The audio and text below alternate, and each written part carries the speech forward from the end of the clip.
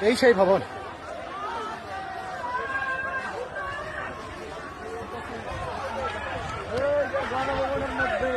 শত শত মানুষের রক্তের বিনিময়ে আমরা একটা ঘরে ঢুকতেছি।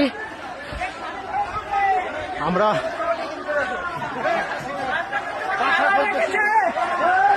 এই তো